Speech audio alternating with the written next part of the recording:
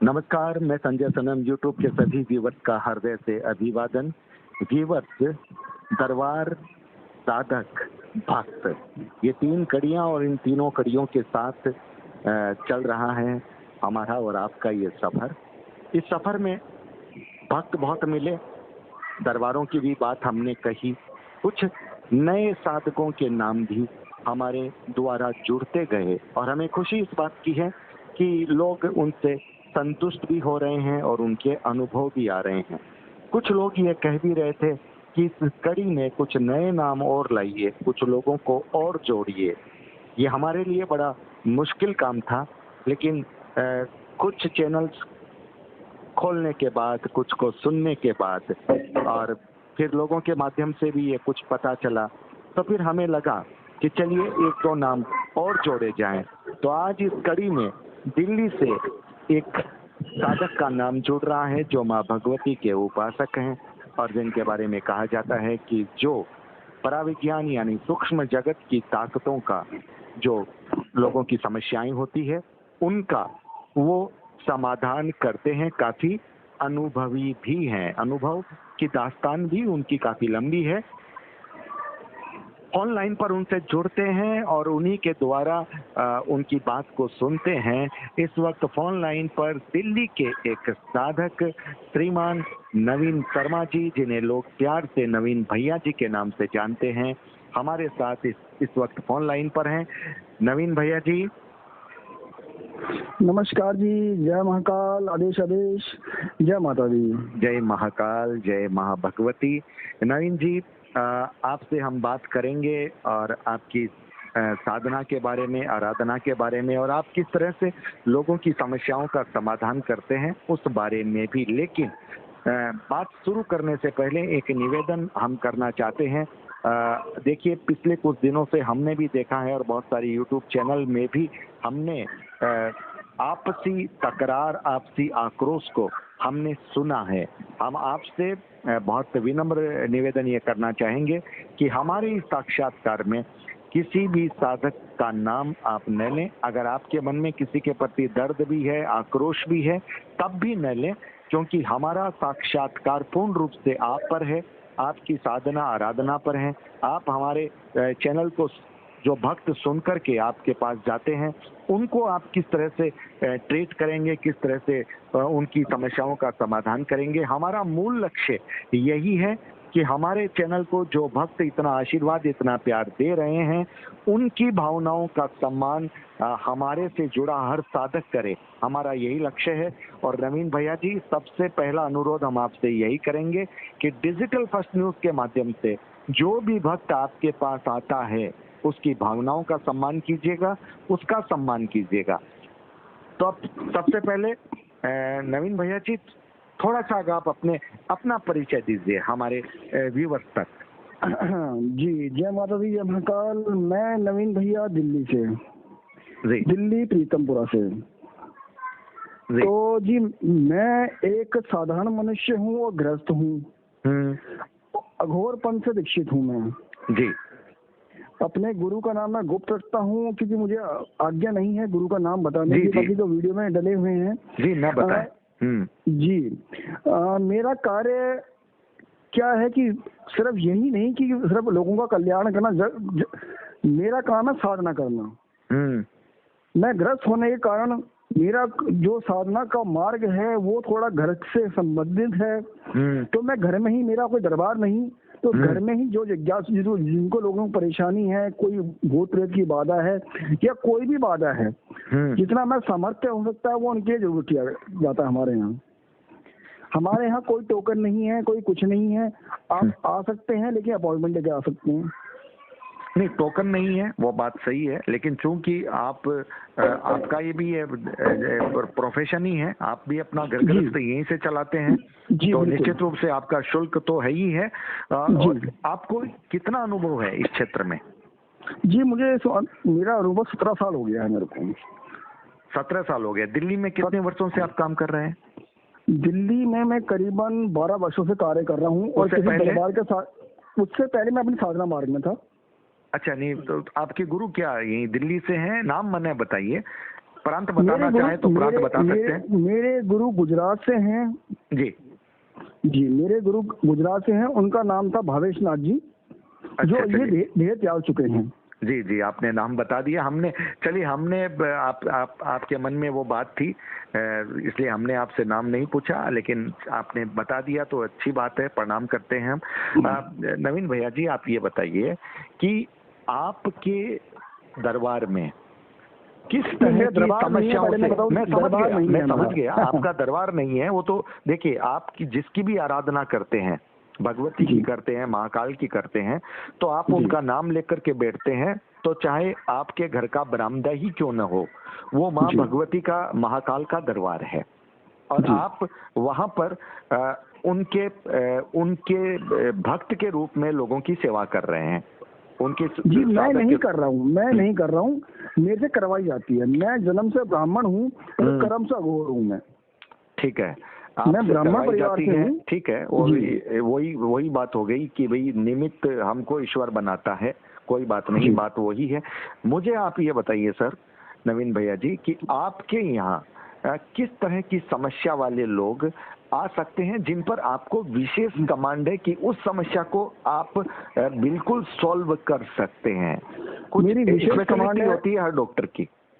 मेरी विशेष कमांड है, ये समझ लीजिए कि भूत प्रेत के ऊपर, जिनके ऊपर भूत प्रेत की बाधा हो, और जितनी पुरानी जितनी जटिल बाधा हो, एक बारी देखने के उपरांत बता सकता हूँ कि इसके ऊपर ये बाधा है और इतने साल से बाधा है, ये हो पाएगा या नहीं हो पाएगा, ये भी बता दूंगा कि मेरे से हो पाएगा नहीं हो पाएगा। हम भ्रमित नहीं करते किसी को। ये बड़ी बात कही आपने कि हम सबसे बड़ी बात नहीं करते। सबसे बड़ी बात क्या होती है, देखिए आप, ब्रह्मा जी किसी का, अगर आप इस लाइन से जुड़े हुए हैं तो हमारा भविष्य लिखा जाता है, जो हमारी जन्म पत्रिका बनती है, कुंडली बनती है, ब्रह्मा जी लिख के भेजते हैं ऊपर से। इस बालक का ये आपका आगेगा। भगवान राम भी अपना भविष्य जानते हुए भी उसको बदल नहीं सके थे। बिल्कुल। जैसे कि एक आदमी का लिखा हुआ इसकी मृत्यु एक्सीडेंट से होगी, एक आदमी की मृत्यु हार्ट अटैक से होगी, बिल्कुल, एक आदमी की मृत्यु कैंसर से होगी। वो जैसा लिखा होता है वैसा होता है, और ठीक भी वही होता है जिसका ठीक लिखा होना होता है।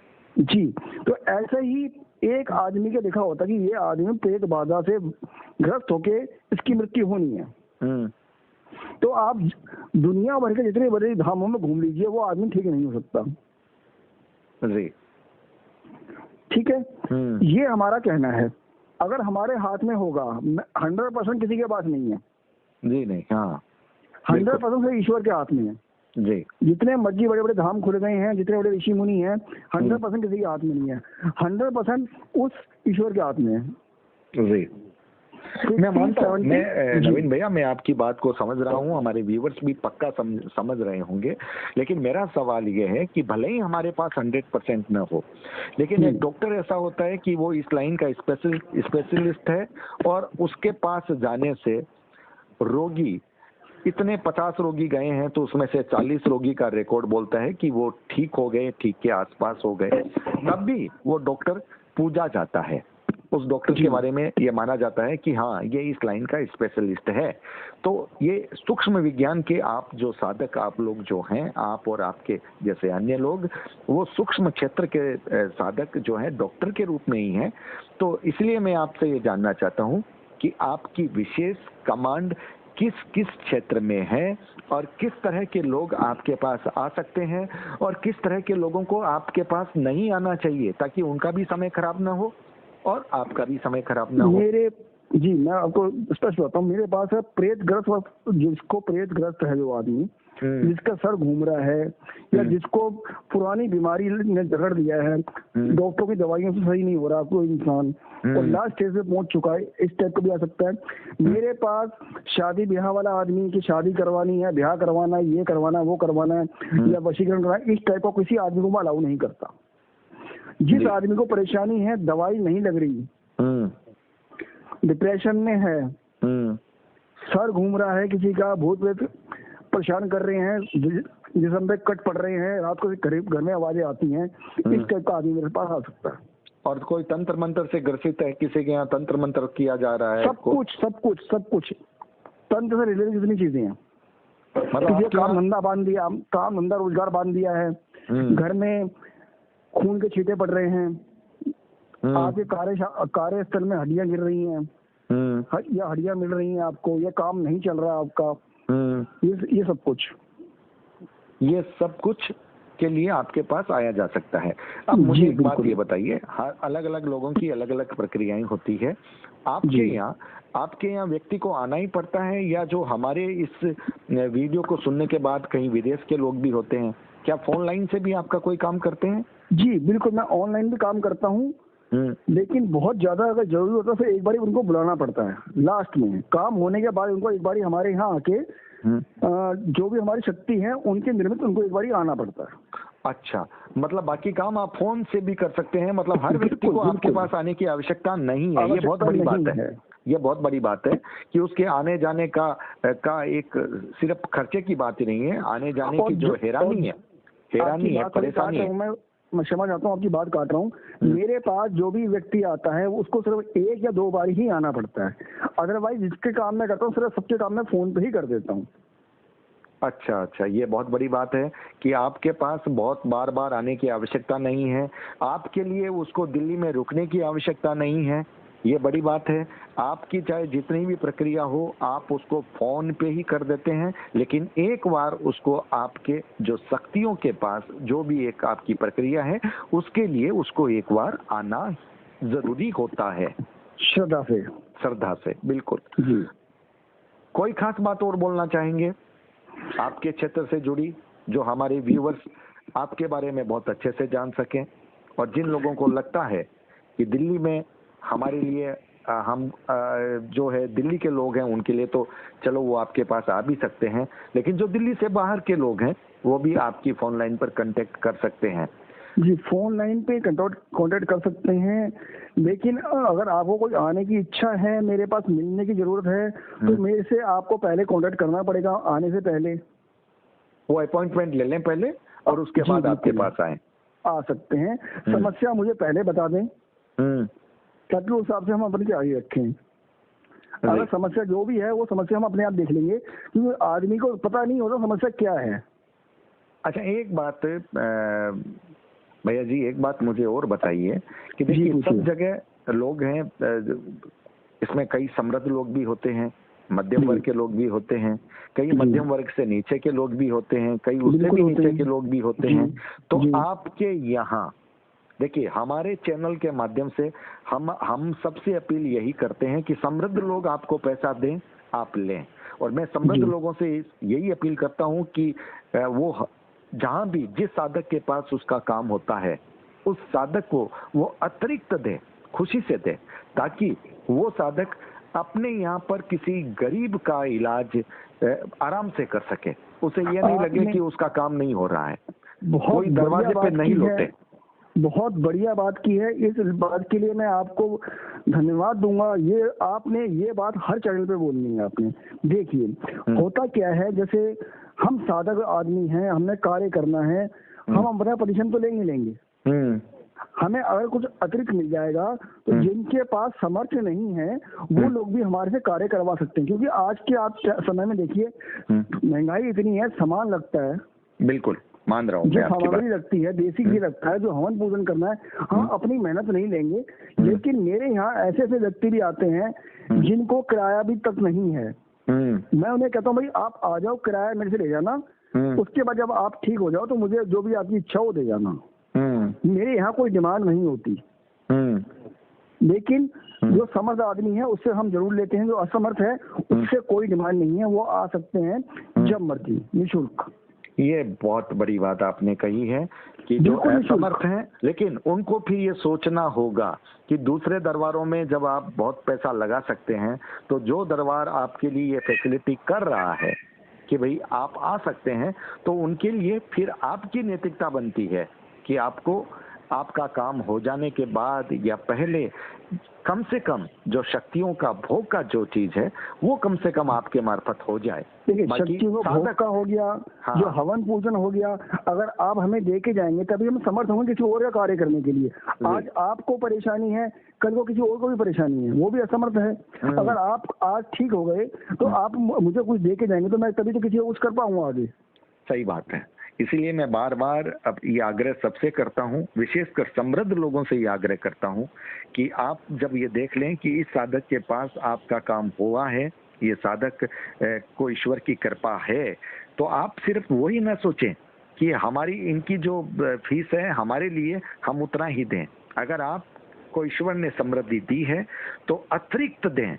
और आप ये भी सोचें कि जो आप ईयरली साल में एक डोनेशन देते हैं, दान करते हैं धर्मार्थ कार्य में, वो फिर पैसा आपको इधर इन दरबारों में देना चाहिए, ताकि ये दरबार गरीबों का या मैं यूं कहूं कि आर्थिक रूप से कमजोर लोगों की समस्याओं का भी समाधान कर सके, तब इन्हें हिचकिचाहट न हो।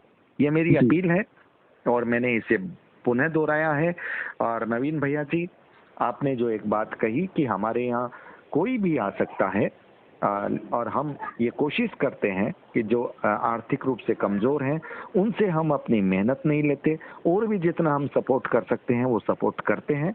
ये हम चाहेंगे कि इसी भावना पर आप आगे बढ़िएगा और हमारे चैनल को सुनकर के जब भी कोई आपके पास आए, और आपने एक बात कही, हम भ्रमित नहीं करते। हमारे पास बहुत सारी शिकायतें इस बात के लिए आती है कि जो साधक इलाज नहीं भी करता वो भ्रमित कर देते हैं, उससे जो भक्त है ज्यादा परेशान होते हैं। अगर डॉक्टर ये कह दे कि इस रोग का इलाज मेरे पास नहीं है तो कम से कम वो दूसरी जगह तो जा सकता है ना, दूसरे डॉक्टर को देख सकता है। लेकिन वो वहीं पर रहता है, उसका इलाज भी नहीं होता, उसका खर्चा भी लगता है, उसका समय भी वेस्ट होता है। ये चीजें नागवार लगती है और आपने खुद ही स्पष्ट कर दिया तो हमें बहुत अच्छा लगा। और हम ये चाहेंगे कि ईश्वर की कृपा से आपने जो कुछ कहा है उस पर आप कायम रहिएगा, और यही बात दूसरों के लिए भी मिसाल बनेगी। तो व्यूअर्स, हमारे साथ ये नवीन भैया जी दिल्ली से, और सबसे बड़ी बात, आपको दिल्ली आने की आवश्यकता नहीं है, ये बड़ी बात है। आप वहीं पर रह करके काम करवा सकते हैं, लेकिन फोन पे अपॉइंटमेंट ले लीजिएगा। इनका फोन नंबर स्क्रीन पे रहेगा, आप नंबर नोट कर लीजिएगा और फिर आप इनसे चाहें तो आप संवाद कर सकते हैं। कोई खास बात चलते चलते नवीन भाई कहना चाहेंगे?